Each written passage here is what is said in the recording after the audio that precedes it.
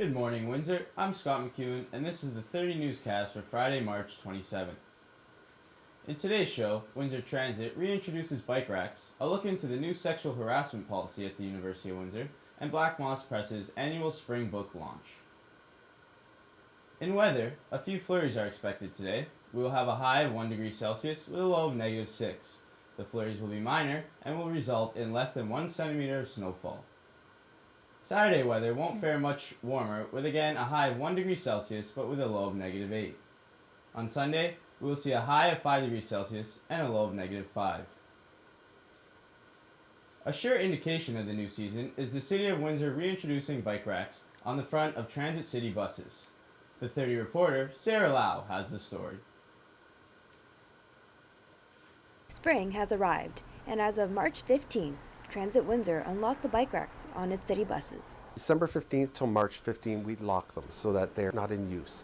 And that's predominantly because of inclement weather. Buses slide around a little bit more. They're very large vehicles.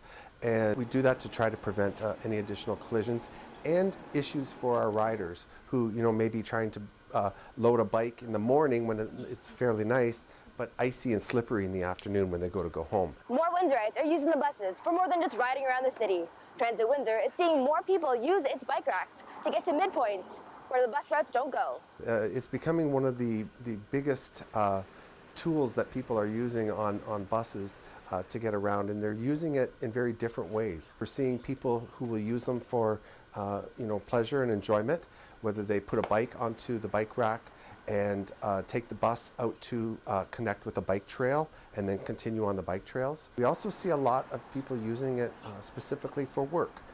So they will put a bike onto a bike rack, ride the bus to a destination, and then ride their bike continuing on to their place of employment. University of Windsor student Barbara Kalai began biking again as the weather has been getting warmer and plans to use the bike racks. Probably starting next week to visit some family up in Tecumseh. Sometimes some of the buses didn't have the rack, so I couldn't really risk going on one bus only to find that the next bus didn't have a bike rack. So I stopped doing it for a while, and just recently I started it up again. Once I realized that the buses have been putting in more bike racks, I decided it was worth a shot. In 2014, Transit Windsor recorded 23,000 bikes that used its bike racks, a 15% increase from the previous year. Delmore says that the new buses Transit Windsor is acquiring are all equipped with bike racks. As we get more and more newer buses, we're getting more and more bike racks. So a year ago, we were around 80% of our fleet had the bike racks on the buses. As of 2015, we are now at 90%. Sarah Lau, the 30 News. And now over to Nicole with the latest news on the UWSA general elections. Thanks, Scott. The votes are in for the University of Windsor Student Alliance general elections. Results have been released and the new executives have been elected. J.D. Tarpa has been elected as president. Sukyat Singh will be the new VP Finance. Matthew Dunlop will be the new VP Student Advocacy. And Farah Elhaj is our new VP Student Services. The new president-elect, J.D. Tarpa, shared with us his plans and expectations for the new term.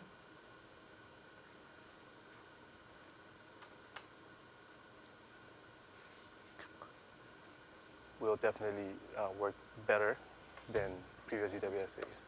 I'll just say that the current UWSA, they've been doing a good job at connecting that link and building that relationship. Leading 11,000 students, it's a hard job.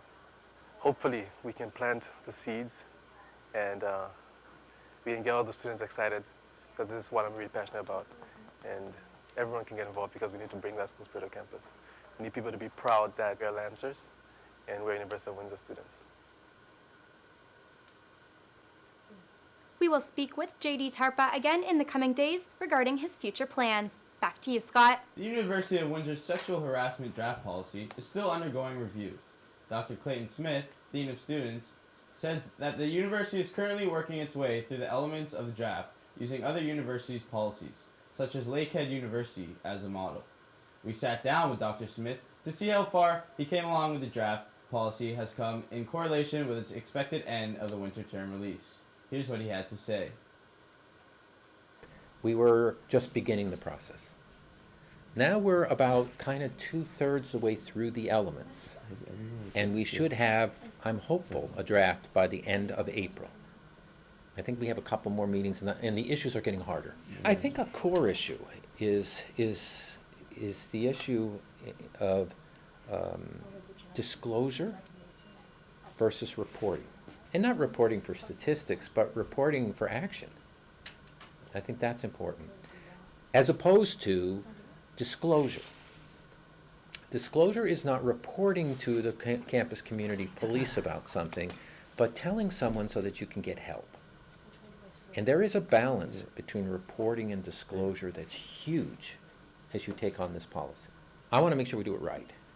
And so we kind of said that we thought that we'd get through all the elements by a certain point, and I think we will. Despite the issues, Dr. Smith remains hopeful for a working policy by the upcoming fall term. He concluded by saying that the university is not waiting for a policy and have already begun taking action towards sexual harassment awareness and prevention. The University of Windsor showcased its first new annual undergraduate research conference, You Will Discover. The You Will Discover Undergraduate Research Conference had UWindsor students present their work through video or creative demonstrations, which aimed for an engaging experience both physically and digitally. I hope that the audience, first of all, takes away from this presentation the idea that research is something that's accessible to them. Research is for every student on this campus.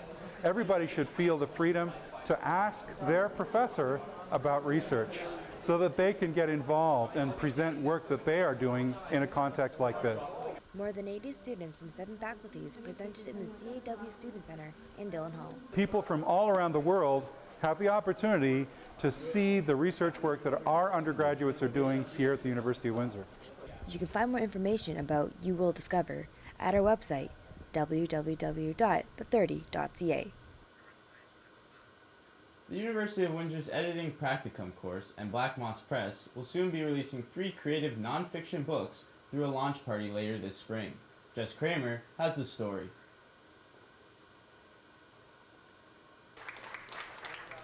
Black Moss Press will be holding their annual spring book launch on April 8th at the Caboto Club on Parent Avenue. This year's release features 3 books edited and published by students in an English course at the University of Windsor.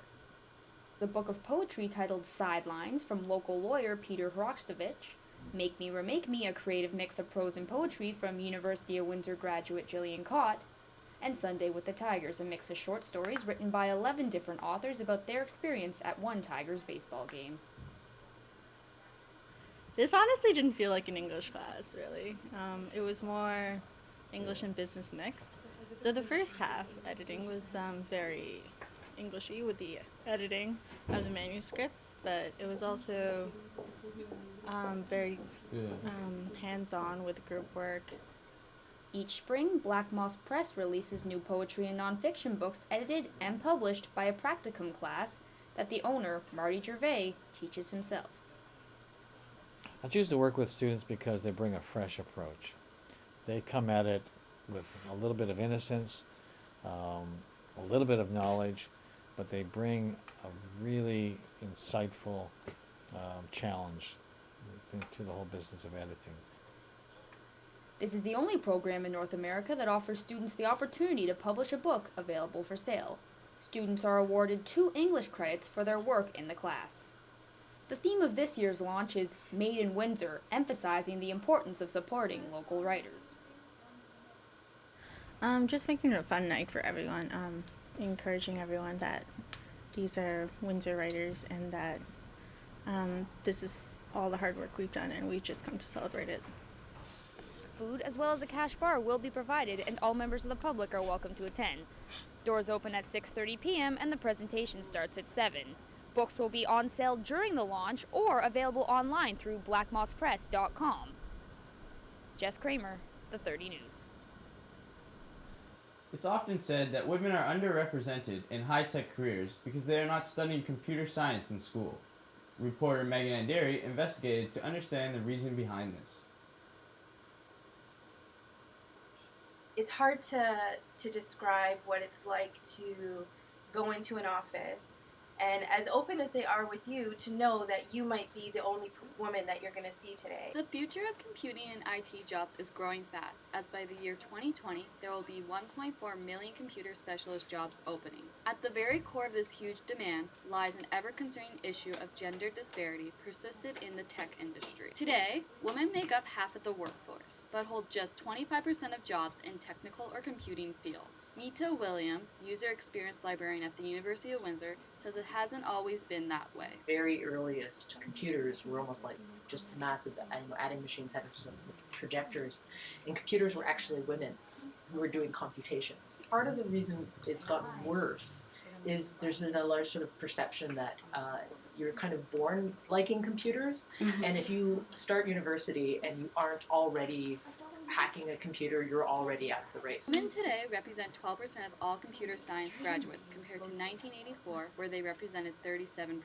Recent St. Clair graduate Ashleen Douglas says she loved her schooling experience as it was great hands-on work, but still felt the slight presence of gender inequality. It is a boys' club, and no one's going to lie about that. And I mean, there are some inside jokes or interests that maybe kind of went over my head a little bit. Diversity always creates a balance.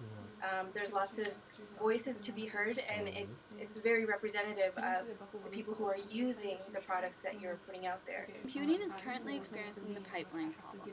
By the time companies want to hire, there are very few women available. Educating young people about the field has been used in efforts to make the pipeline bigger. We have this idea that it's some guy in a basement with 10 monitors, and it looks like the Matrix all over his screens.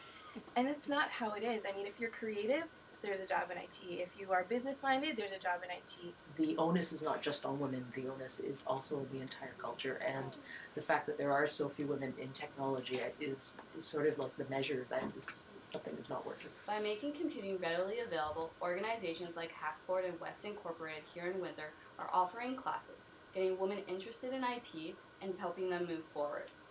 Megan and Derry, the 30 News. Looking into sports, both the men and women's basketball teams made it to the Final Four championships. The women were attempting to tie the all-time record with 5 straight CIS titles. The 30 reporter, Nicole Van Rebes, has the story.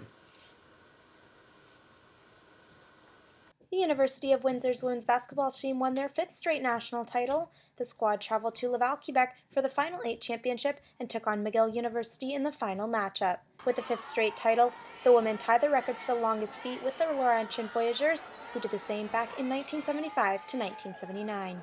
But the women say it's the same kind of feeling winning it the first time compared to the 5th. I mean, the first time winning it is probably the hardest because nobody's been there, and it's about climbing this huge mountain and trying to do our best to reach a summit, but none of us have the experience as a coach, as players to get there. It's really hard. Euphoria or fun or intensity, pleasure of winning it, it's all the same. But one thing that you see with our team, when we win our OUA championship, we don't run on the court, we don't celebrate, because that's just another step to that national championship. And it's another game to us. Obviously it's sweet when you win, but Carissa Williams, Christine Lalonde, and Jocelyn Leroy all finished off their university sporting career, but will walk away with many great memories and championships to remember their time here with the Lancers. But it's not just the basketball the women focused on, their education was also important.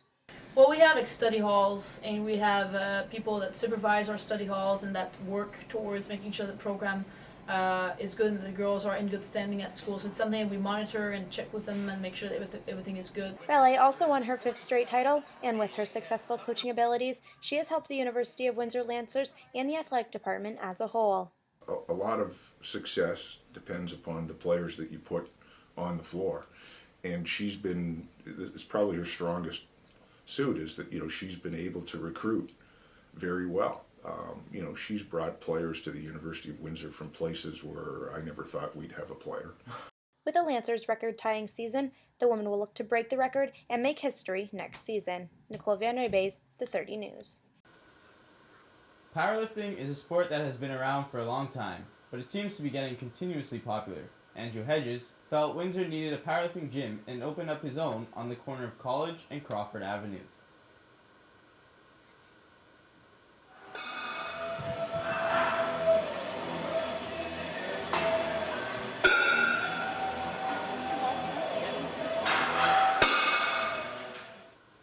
Powerlifting has steadily increased in popularity over the years. Andrew Hedges, a Harrow native, felt Windsor was missing a location for powerlifters to work out at. Hedges opened up Empire Muscle in February in hopes of creating an environment for Windsor's powerlifters. We have a steady flow of clients. We have new people coming in almost every day, so things are really progressing.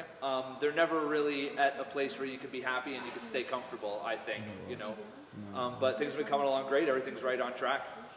My initial funding came from the Futurepreneur program, which is a federal program put on by the government that helps out startup businesses, particularly young entrepreneurs. After looking around, I didn't find a lot of options that were really convenient for me. I disagree with some of the practices of larger fitness chains, that we have available here in Windsor. So, after a while of looking around and not being able to find anywhere that suited my style of training, I just decided to open my own. A lot of the guys really seem to enjoy, and girls actually, seem to enjoy this place because being a smaller facility and a new startup, we've got a lot of room for everybody. It's not overcrowded like they might find down at the university. There's really no other gym like it in Windsor, other than Power Coach in Bell River. I don't have a half hour to drive out there every single day, but there's no other gym that will cater to my needs and has this kind of equipment and has strongman gear and has actual proper barbells. And it's gritty, tough, it's hard, it's just iron and cement. That's all I want. What my vision was for Empire Muscle was to provide a training facility for strength conditioning for competitive athletes. Now, that doesn't mean you have to be a competitive athlete to train here, but I noticed in my training for martial arts competitions, there was a certain type of weight training, a certain type of preparation that I like to do, and that seemed to carry over to a lot of athletes in other sports. As Empire Muscle continues to grow, Hedges would like to incorporate powerlifting competitions at his gym, starting off with his bench press competition in mid to late June, with all the proceeds going to Windsor Essex ALS Society. For the 30, I'm Scott McEwen. Up next, the 30 reporter Lauren Hedges has a story on Windsor's roller derby league, the Border City Brawlers. They are a volunteer organization committed to building the league from the ground up, by the skaters, for the skaters.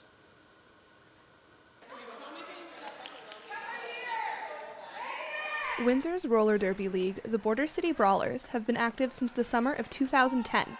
They now have 3 teams, including the All-Stars, a travel team that plays throughout Ontario. Roller derby is a contact sport that involves players from 2 teams skating in the same direction around a track. It has been around since the 1930s, but the contemporary version of the sport was popularized by the 2009 Ellen Page movie Whip It. The Border City Brawlers will be holding an information session for those interested in the sport at Rock Bottom Bar and Grill in Sandwich Town on Friday night.